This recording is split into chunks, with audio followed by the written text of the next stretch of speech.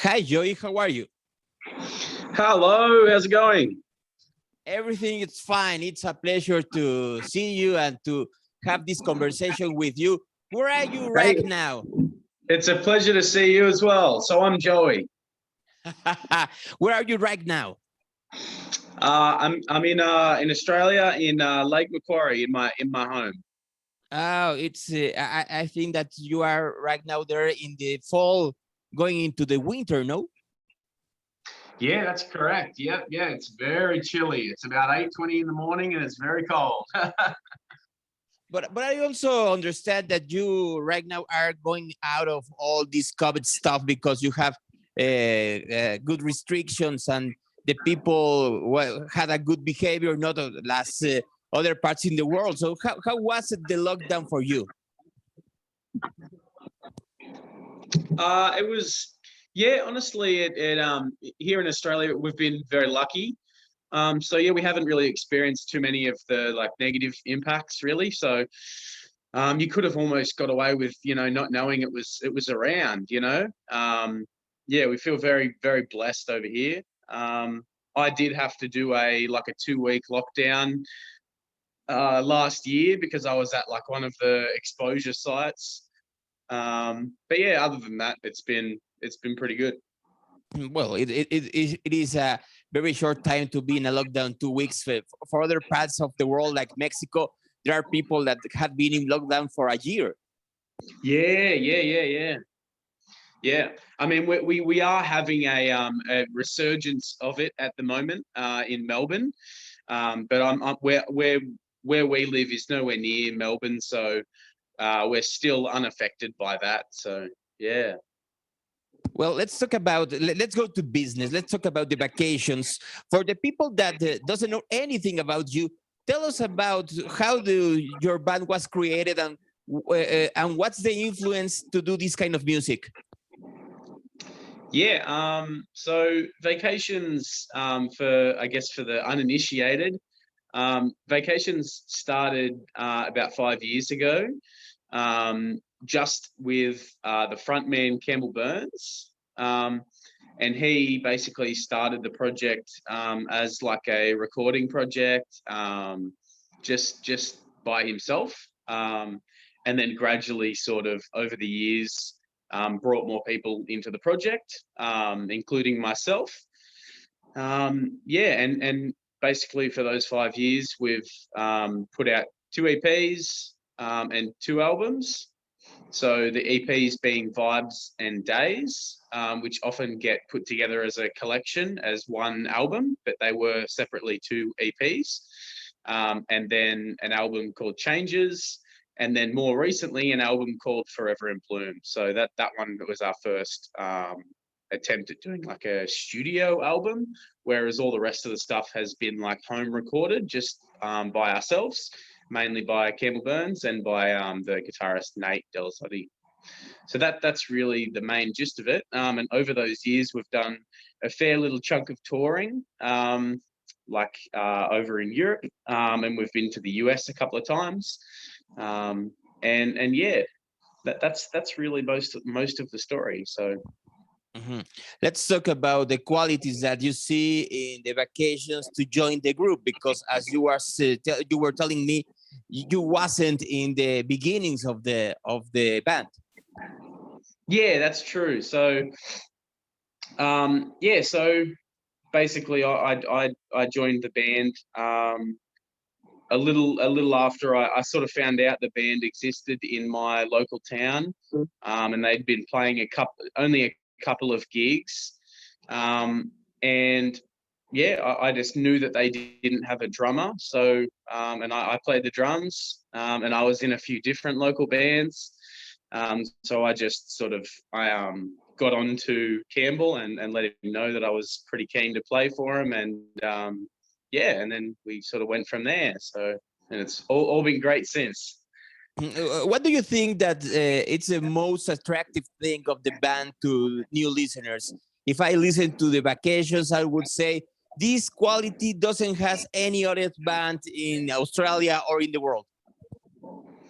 Yeah, I think probably would be the the raw nature of the music. I mean, originally being a home recorded band, we never really cared too much about perfection, I guess. It was sort of the beauty of the imperfection, which I think, you know, some people like, some people don't, but you know, either way, we've always done, and Campbell's always done, just what we wanted to do. You know, we've never cared too much about appeasing. We've never had to appease labels or anything like that. We've never had to sell our souls to the music industry, I guess. And we're just, you know, really happy just to keep doing whatever it is that we want to do at the time. So we hope that that comes across as genuine, because it is, you know. And I think that might be what you know is an attractive aspect for the band. At least I hope so. It's hard to see your own band from the third person, but that's how I hope people see it.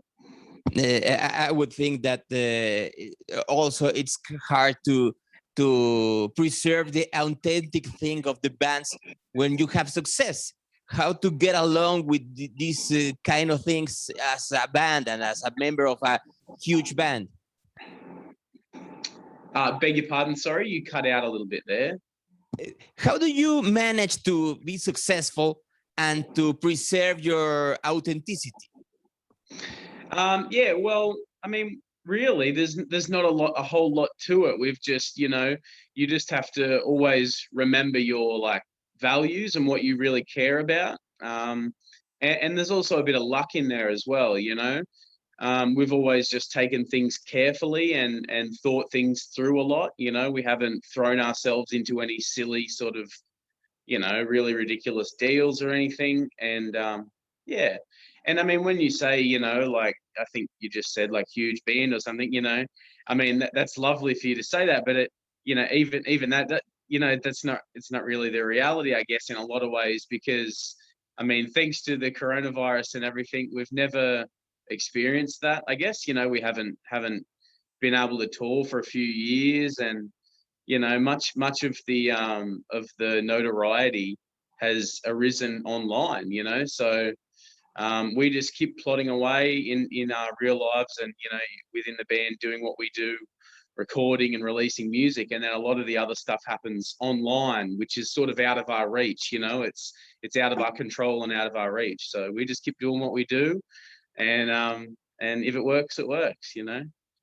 The Australian music scene have gave to the world great names as In Excess, Midnight Oil, Kylie Minogue, Yotu Jindi, some of the names that came to my mind. How do you feel to be this new generation of Australian musicians that are going and are having success all around the globe?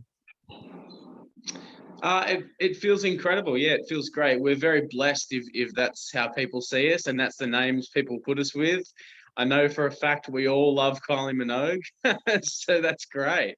Yeah, I mean, that was never really our intention. That's just been you know, that's just come along with the territory. And that's wonderful. I do think Australia has a really good music scene. Particularly a lot of acts that never even break it here that seem to produce really good quality music. A lot of small bands and small artists that are really great. And yeah, we're just happy to be a part of that, I guess. Yeah. I think Australia punches above its weight a little bit, you know, which is cool. I think that this year will be wild for you. But before we talk about that, let's talk about this new record. How was the creative process, and what is the main topics that you are touching in this production? Yeah, so that latest project was Forever in Bloom, and pretty much that one was a bit different to other things that we've done in the past.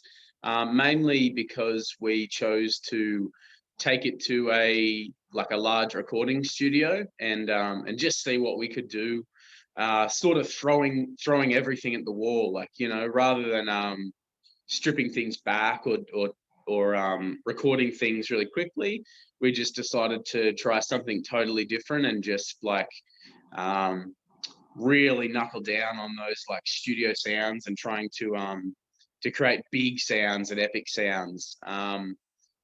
That sonically, that's what we tried to do with it, and I think that's one of the things I love about it. I think there's some huge sounds, some deep sounds, and some really interesting things going on in the soundscape.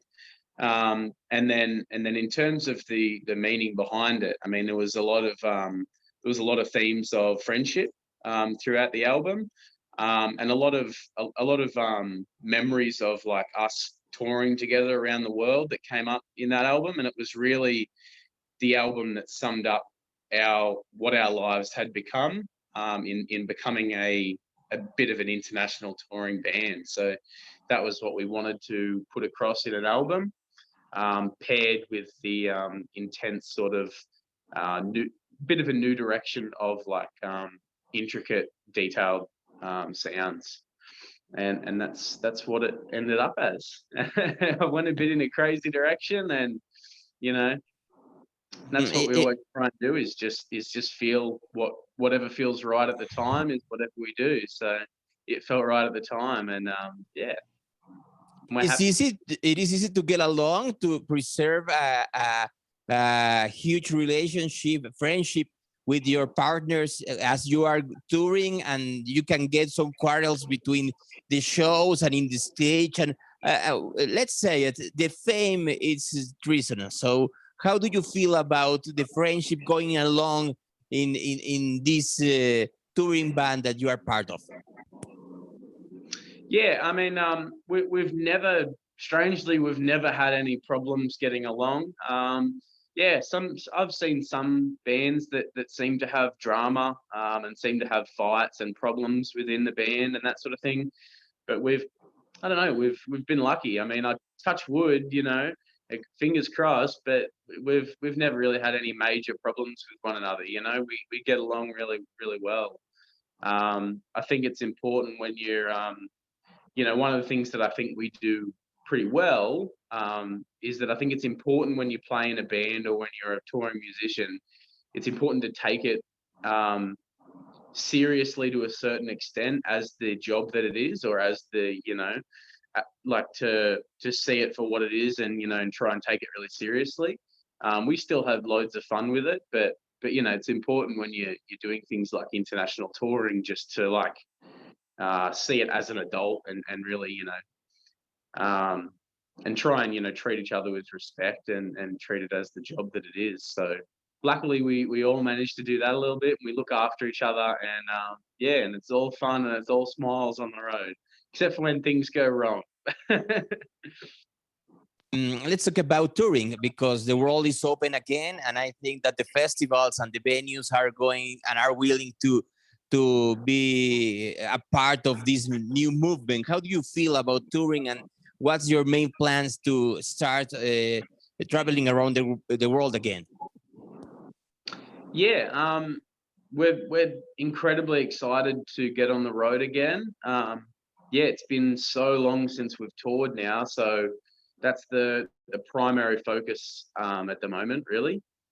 When you say the world's opened back up, I mean, it has, but it also hasn't in a lot of ways. It really depends, I guess, where you're from. Like, we could get somewhere now. We could probably get overseas to tour right now, but the problem would be getting home. We wouldn't be able to get home at the moment because the Australian government doesn't really let people back in. So once you leave, you're sort of stranded. So there is still definitely problems associated with everything going on. That is sort of controlling what we're able to do and what we aren't able to do. But yeah, we're definitely really excited for the next 12 months. Yeah, and we'll definitely be hitting the road. We haven't, unfortunately. I wish I could, but I can't tell you anything yet. But yeah, we'll be getting on the road for sure. I mean, I feel like that's obvious anyway, because it's been years that we've been trying to, I guess, and everyone I think knows that, So yeah, we'll be on the road soon enough. We'll be getting everywhere that we can because we want to, we're desperate to. So yeah. Let's do a bucket list. Tell me. I know that you can say it, and and maybe you can you are not planning like a tour right now with city by city, but if you have the chance to choose the cities that you want to play, tell me 10 of them. I'd love to play in Mexico City. That's a goal of mine. I'd also love to play in Santiago. I'd love to play in Rio de Janeiro. I'd love to play in California, in Los Angeles, and I'd love to play. Oh, there's so many. I'd love to play in New York City. Yeah, I'd love to play in Chicago. That would be a huge goal of mine. Yeah, that'd be the main ones. I'm really keen on touring both South, Central, and and North America as well, like the whole American continent. Mainly because that's the place we haven't been able to get to yet. Like we did a European tour some years ago when we released that album Changes, and I'm really keen to get back to Europe as well. But yeah, and that's a load of fun as well. So I mean, as much of a boring answer as it is, everywhere, they're all fun in their own ways. But yeah, particularly keen on those shows like Mexico City. I think it'd be really fun, and yeah, in Santiago, Yeah. As you know, the fan base in Mexico City is very loud. So when you are coming here to this city, you will get a frantic audience yelling at you. Well, that's exciting. I'm keen to meet them all. My time is running out, Joey, so I have two last questions. The first of it is, what kind of advice you could give to new bands that are emerging right now all abroad Mexico and other parts of the world and are afraid of the effects of the lockdown and the people not going to concerts and not being in the ability to continue with their careers? What kind of advice you could give to them? I would say to them that there's no reason to worry about that. I mean, anyone starting a band, as you say now, or anything, there's a good chance that they live in the internet age, and everyone nowadays knows how to use it, and it's hard to be born and not be engulfed by the internet. So use the assets that you have around you, play the hand that you're dealt. We can all use the internet, really. Most people are fortunate enough to be able to get onto it in some capacity these days. And yeah, I'd say use that. So, as long as the music can be heard by people, then it matters, and if people are going to enjoy it, they're going to make something of it and feel something from it, then the internet will let them do that, and they will. So yeah, I'd just say don't worry about it. You get to the touring eventually. Like, the pandemic will be over at some point. Like, don't worry so much. Just be happy. And to finish this conversation, describe your future in 5 words. Our future, sorry? Describe your future in 5 words. World domination and many beers. Why everybody are thinking about world domination? It's so easy to get along. I don't understand that. No, as a band. Oh, okay. Well, Joey, it was a pleasure to see you and to talk with you today, and wish you luck. And I hope to see you here in Mexico City really soon. Thank you so much for the interview. I appreciate it. All right. And you take care. Thank you very much. Bye-bye.